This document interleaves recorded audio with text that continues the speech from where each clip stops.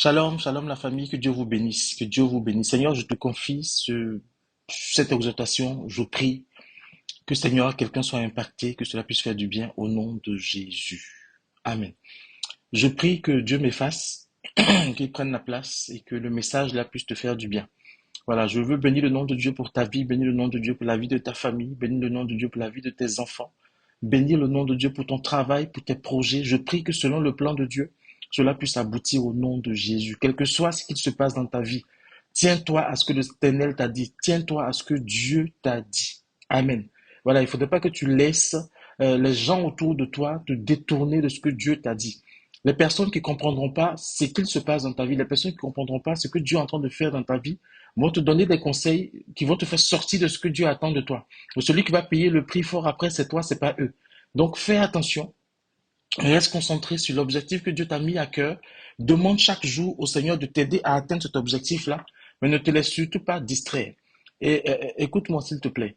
Même si ton pasteur, ton bishop, même si celui-là qui dit qu'il est ton père spirituel, celle qui dit qu'elle est ta mère spirituelle, tes mentors, viennent te dire que ce que Dieu t'a dit là, il ne peut pas te dire ça. Souviens-toi que ce n'est pas eux qui t'ont parlé. Il n'était pas là quand Dieu te parlait. C'est toi qui étais là.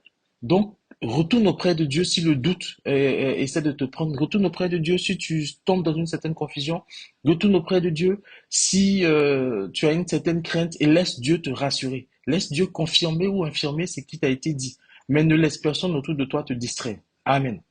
Amen, amen. Il est important parce que dans ma petite expérience de chrétien, dans ma petite expérience de serviteur de Dieu, j'ai vu trop de personnes se laisser détourner du chemin de Dieu à cause des nombreux conseils qui venaient de l'extérieur, qui a fait qu'ils ont douté de ce que Dieu leur a dit. Ne doute pas de ce que Dieu t'a dit. La foi vient de ce qu'on entend vient de la parole de Dieu. Si Dieu t'a dit quelque chose qui a créé en toi la foi, qui pousse en toi l'espérance, alors garde cela. Et si tu doutes, retourne auprès de celui qui t'a parlé en premier. Amen, amen. Aujourd'hui, le message que je vais apporter, la petite exhortation que je vais apporter, c'est pas quelque chose qui s'adresse aux personnes qui se croient trop spirituelles et qui sont plus sains que tout le monde. Si tu te crois trop spirituel, tu es plus sain que tout le monde, le message ne te concerne pas. Ça s'adresse pas aux personnes qui pensent que c'est eux les meilleurs, tout le monde doit savoir qui ils sont plus importants que... Non, ça s'adresse pas à toi, ça s'adresse pas à celui qui croit que c'est lui qui a l'onction terrible, tout... Non. La Bible dit à Matthieu 11, le verset 28, « Venez à moi, vous tous qui êtes fatigués et chargés, je vous donnerai du repos. » Le message que je vais apporter aujourd'hui s'adresse à quelqu'un qui est fatigué, s'adresse à quelqu'un qui n'en peut plus, s'adresse à quelqu'un qui perd confiance, quelqu'un qui ne sait plus où il va, quelqu'un qui perd le chemin de vue, quelqu'un qui a perdu son objectif, quelqu'un qui est dans la confusion, s'adresse à quelqu'un qui est pris par le doute, s'adresse à quelqu'un qui se sent jugé, qui se sent rejeté, qui se sent honteux, qui se sent incapable de sortir la situation dans laquelle elle est. Ça s'adresse à cette personne-là.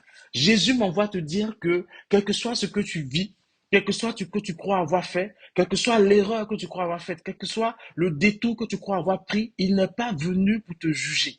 Il n'est pas venu pour te juger, mais il est venu pour porter ton fardeau. Il est venu pour te décharger. Il est venu pour te libérer. Il est venu pour te délivrer. Il est venu pour t'ouvrir les yeux sur le nouveau chemin qu'il est en train de créer pour toi. Il est venu pour t'aider à changer de position. Amen. N'aie pas honte de venir devant la face de Dieu, lui avouer ta faute, parce qu'il n'attend que ça. Il n'attend que ça. N'aie pas honte de venir devant la face de Dieu, lui poser à ses pieds ce que tu as fait. Il n'attend que ça. Parce qu'il est venu pour te sauver. Il est venu pour porter son fardeau. Il est venu pour lever ton joug qui te fait baisser les épaules, qui te fait ramper, qui te fait marcher à quatre pattes. Il est venu te mettre un joug léger qui va t'aider à avancer dans le chemin qu'il a prévu pour toi. C'est vrai, la Bible dit que ceux qui ne croient pas en Jésus sont déjà jugés. La parole de Dieu les juge. Mais ceux-là même qui ont entendu son appel et qui viennent à ses pieds et qui viennent déposer à ses pieds leur fardeau, la parole de Dieu les délivre, la parole de Dieu les libère. Amen. Je m'adresse à quelqu'un qui pense que son péché est trop grand. Oui, tu te dis que j'ai connu trop d'hommes dans ma vie. J'ai connu trop d'hommes dans ma vie, c'est ce qui fait qu'aujourd'hui, je n'arrive peut-être pas à enfanter. Je crois que Dieu même ne m'entend même pas et j'ai honte d'en parler, personne ne me comprendra. Effectivement, personne ne te comprendra. Peut-être que ton frère, ton pasteur, ta maman, ton papa, ils vont te juger. Mais Jésus est le seul qui peut te comprendre. Jésus ne va pas te juger. Il va te prendre. Il va te prendre tel que tu es. Il va te nettoyer. Il va t'apporter les soins dont tu as besoin. Il va t'aider à cicatriser. Il va te revêtir de la robe blanche. Il va te décharger de ton fardeau. Il va te mettre sur un chemin nouveau qu'il a préparé pour toi. Alors, n'aie pas honte de venir au pied de Jésus. Il n'attend que toi. Ah, je m'adresse à une sœur. Oui, tu penses que parce que tu as fait telle chose dans ta vie, Dieu ne peut pas t'abandonner. Dieu va t'abandonner. Tu penses que parce que tu as fait telle chose dans ta vie, Dieu va te condamner. Parce que les hommes t'ont condamné, parce que ton pasteur t'a condamné, parce que tes parents spirituels t'ont condamné, tu penses que Dieu aussi va te condamner. Non. Dieu a un amour pour toi, son amour déborde pour toi et il veut te prendre dans ses bras, il veut te laver, il veut te nettoyer, il veut te donner à manger, il veut te poser sur le chemin qu'il a tracé pour toi. Si tu es fatigué, si tu es chargé, si tu as couru partout, que personne ne te comprend, si tu as couru partout, que tout ce que tu entends, c'est jugement, jugement, jugement, Dieu te dit, ma fille, mon fils, viens à moi, je ne te jugerai pas. Je vais t'écouter, je vais te donner des conseils, je vais te donner des conseils, des instructions, afin que tu ne recommences plus. Mais je ne vais pas te juger. Viens à Jésus, toi qui es fatigué de porter ton fardeau tout seul. Viens à Jésus, toi que personne ne comprend. Viens à Jésus, toi qu'on traite de bizarre, toi dont on ne comprend pas le comportement. Viens à Jésus, il ne te jugera pas, il va t'aider parce qu'il t'a déjà aimé depuis le commencement. Amen, amen. Je pense à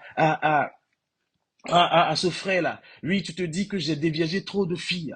Tu dis que je ne cherchais que je ne cherchais que les filles vierges pour montrer que moi aussi je peux déviager des gens. Et quelqu'un t'a dit, tout ce sang de filles vierges là que tu as versé vont crier contre toi. Et tu as prié, tu t'es repenti, mais tu as l'impression que Dieu ne te pardonne pas. Non, ce n'est pas que Dieu ne te pardonne pas. Dieu t'a pardonné, mais tu laisses le diable te renvoyer toutes les paroles que ces personnes-là t'ont dit, parce que c'est des chrétiens qui t'ont dit. Et dans ceux qui t'ont dit, il y a même des serviteurs de Dieu qui t'ont dit, ah, tu as dévié trop de filles, vraiment, il faut prier, il faut faire des jeûnes, il faut faire ceci, et tu as fait tout cela, mais tu as l'impression que ça ne passe pas. Non, viens auprès de Dieu. Parle encore au Seigneur.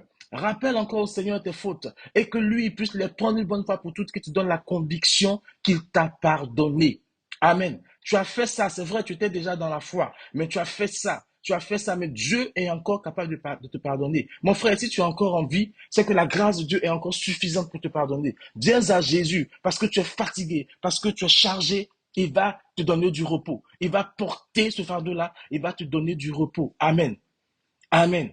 Et je pense à cette sœur-là qui est découragé. Ta situation financière s'empire de jour en jour. Et autour de toi, les gens te disent que tout ça, c'est de ta faute. Autour de toi, les gens te disent que c'est toi qui as fait le mauvais choix. Et tu es fatigué, tu es chargé, tu es lasse, tu es usé, tu ne sais plus quoi faire. Tu n'arrives même plus à pleurer. Tu passes ta vie devant Dieu à pleurer, pleurer. Tu ne pries même plus. Et personne ne te comprend. Personne ne veut plus t'aider. Tu te sens isolé. La voix du Seigneur t'appelle, te dit, ma fille, viens à moi. Parce que j'entends ton cri, j'entends tes pleurs, j'entends tes cris montent jusqu'à moi, je n'attends que toi. Viens à moi, viens devant la face de Dieu, viens présenter encore tout cela à Dieu, viens déposer tes craintes, tes peurs, viens déposer ta lassitude, viens déposer cela au pied de Jésus. Il va prendre soin de toi parce qu'il t'a déjà pardonné. Si tu es fatigué, si tu es chargé, viens à Jésus. Il n'est pas venu pour te juger. Il n'est pas venu pour te condamner. Il est venu pour te sauver. Il est venu pour te racheter. Il est venu pour pleurer avec toi. Il est venu pour porter le fardeau avec toi. Viens à Jésus. Amen. Je ne sais pas quelle autre situation tu vis. Je ne sais pas ce qu'on t'a dit. Je ne sais pas ce qu'on te dit. Mais je sais par expérience que parfois on fait des fautes qu'on qualifie tellement graves, de tellement graves, qu'on a peur d'aller devant Dieu pour demander pardon parce qu'on est convaincu qu'il ne va pas nous pardonner. Quelle que soit la faute que tu crois avoir commise, viens devant la face de Dieu. Parce qu'il est fidèle et juste pour te pardonner si tu te répands. C'est sa parole qui le dit. Si tu confesses tes péchés, si tu les reconnais devant la face de Dieu, il est fidèle et juste pour te pardonner. Et la Bible dit que Dieu veille sur sa parole pour l'accomplir. Si c'est Dieu qui a dit ça, quel que soit ce que tu crois avoir commis, il va te pardonner. Il va te pardonner. Si tu es fatigué et chargé, viens à Jésus parce qu'aujourd'hui, il veut te dire qu'il est prêt à te pardonner. Tu n'as forme d'offrande à faire. Tu n'as aucune forme d'argent à donner. Il veut juste que tu répandes ton cœur devant sa face, que tu reconnaisses devant sa face que tu as péché, tu reconnaisses devant sa face que tu es fatigué, tu es usé, tu reconnais devant sa face que tu es las, tu ne sais plus quoi faire, tu ne sais plus vers qui te tourner. Lui seul est capable de te comprendre. Alléluia. Que le nom de Jésus soit béni. Je suis juste venu te dire que si tu es fatigué, Jésus t'attend à ses pieds pour te décharger, pour te donner du repos, pour t'aider à passer à autre chose et à oublier ce passé-là qui te fatigue. Amen, amen. Amen, amen. Je veux finir cette exhortation en m'adressant à une sœur. Alléluia. Dans ta vie, tu as connu beaucoup d'avortements. Tu as connu beaucoup d'avortements. Et pendant que je parle, le chiffre qui me vient à l'esprit, c'est que tu as connu au moins 5 avortements. Et le dernier avortement est un avortement qui t'a marqué parce que ça a failli t'emporter. Ça a failli t'emporter. Ça a failli t'écouter même, je ne sais pas comment on dit ça, l'ablation, c'est ça, hein, d'une trompe. Mais Dieu t'a préservé. Dieu t'a préservé. Et aujourd'hui, tu es réconcilié avec Jésus. Mais le problème, c'est que tu as l'impression que parfois quand tu es là, tu entends le cri de ces enfants-là et tu as l'impression que c'est exactement ce que tu entends. Maman, tu m'as tué. Maman, pourquoi tu m'as pas laissé venir au monde? Maman, pourquoi tu m'as fait ça? C'est ça que tu entends exactement dans ton esprit. Et souvent, ça te prend la tête et tu veux juste en finir. Ces cris que tu entends là, c'est pas les cris que Dieu permet. C'est le diable qui veut t'accuser. Mais sache que ton Dieu t'a pardonné. Sache que ton Dieu t'a pardonné. Reçois cette confirmation dans ton cœur que ton Dieu t'a pardonné. Quand ces cris d'enfants là vont se faire entendre encore dans ton esprit, il faut juste dire que mon Dieu m'a pardonné. Je ne veux plus vous entendre. Il faut les chasser au nom de Jésus. Parce que Dieu, quand il te pardonne, il ne te rappelle plus, il ne t'accuse plus. Ce n'est pas Dieu. Ce n'est pas Dieu. Pendant que je parle, c'est comme si l'Esprit de Dieu me dit que tu es passé par plusieurs hommes de Dieu qui t'ont dit il faut faire des offrandes. Je ne vais pas dire le nom des offrandes qui t'ont dites, mais il faut faire certaines offrandes et tu les as faites. Mais c'est comme si la voix ne parte pas. Non. Affirme ton identité et dis à ces voix-là que celui qui t'a créé, celui qui t'a sauvé, t'a pardonné. Amen. Amen. Ne culpabilise pas parce que le sang de Jésus n'a pas fait que couvrir tous ces avortements. Le sang de Christ les a effacés. Pour Dieu, tu es une nouvelle créature. Pour Dieu, c'est comme si ça n'a jamais existé. Saisis cela et ne laisse plus ces voix-là te culpabiliser. L'esprit de culpabilité, c'est un esprit qui peut conduire au suicide, qui travaille avec l'esprit de mort. Donc, ne te laisse pas entraîner par ça et laisse Dieu t'accorder ce repos-là. Laisse Dieu t'accorder ce repos. Amen. Que le nom de Jésus soit béni. Que le nom de Jésus soit béni. Et pendant que je finis cette exhortation, tu as un frère, c'est souvent que tu écoutes nos exhortations et tu es lié par la masturbation. Dieu t'utilise beaucoup dans l'église dans laquelle tu es. Tu fais beaucoup de choses, mais c'est comme si tu es toujours vaincu par ce péché de masturbation. Je veux te dire aujourd'hui que la grâce de Dieu est ton partage. Cette grâce-là te localise. Et cet esprit-là qui te lie, ce dérèglement sexuel-là, Dieu te libère de ça au nom de Jésus. Tu as même demandé à Dieu de te rendre impuissant jusqu'à ton mariage. Non, il ne te rendra pas impuissant. Mais il va t'accorder la délivrance là, maintenant. Au nom puissant de Jésus. Au nom puissant de Jésus. Que le sang de l'agneau touche tes mains. Et que cet esprit-là qui se loge précisément dans ta main gauche parte au nom de Jésus. Reçois cette libération. Reçois cette délivrance. Au nom de Jésus. Quand tu te répands à chaque fois que tu te masturbes, tu es sincère. Le Seigneur dit que tu es très sincère devant sa face. Et à chaque fois, il te pardonne. Mais ce péché est tellement répété que tu as l'impression qu'il ne te pardonne pas. Mais aujourd'hui, saisis cette délivrance-là et sois libéré au nom de Jésus. Que le nom de Jésus soit béni.